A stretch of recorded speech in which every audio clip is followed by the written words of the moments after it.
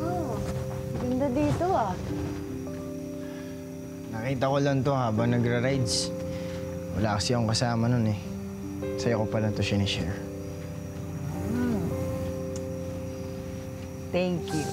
At dahil dyan, meron kang... Yema! Oh. Sige, sige. Tingnan nga natin. Gusto mo yan?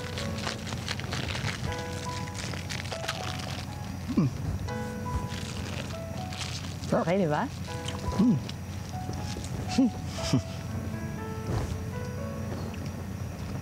Paano mo nagagawa yan, no? Ang alin? Yan. Yung pagiging positive at masayahin mo kahit na tindi-tindi rin ang nangyayari sa'yo. Itong nakaraan lang, inaway-away ka ng nanay-nanayan mo. Tapos ngayon, yung boss mo sa villa. Pero Isaw at Yema lang.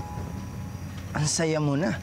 Talaga, Siguro kasi lahat ng malalaking bagay sa buhay ko, puro malulungkot. Kaya natutunan kong tumingin sa maliliit na bagay para sumaya ako. Kasi kung hindi, baka bumigay na ako. Pero sa inyong mayayaman, parang baliktad din, no? Kasi ikaw, ang maayos naman ang buhay mo. Pero naghanap ko ng problema. Katulad ng motor mo, di naman sila.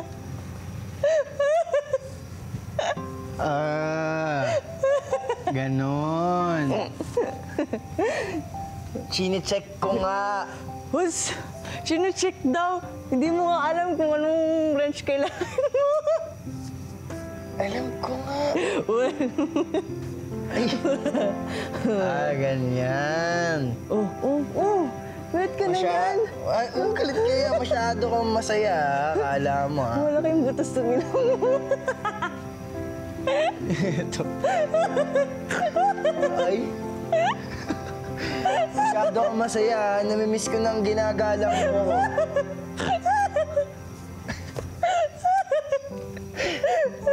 Ganyan talaga tumawa, ano? Unique. Try mo kaya, ang saya. Paano ba yan? Paano sasabihin mo yan? Bakit sa'yo iba? Sa akin, cute eh. Ang yabang nito. Ang yabang. Porket nagbigay ka ng Yema, ha? Bakit? Ayaw mo ba? Ayaw mo ba? Salamat, ha? Oo. Asan na yung ho? Asan na yung sir? Sige, sir. Ito ba?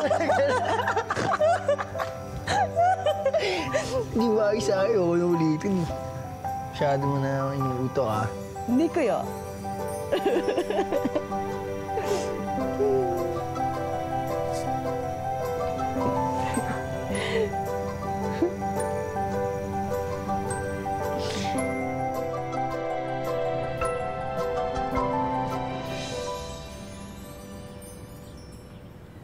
Ano ba, Bessie?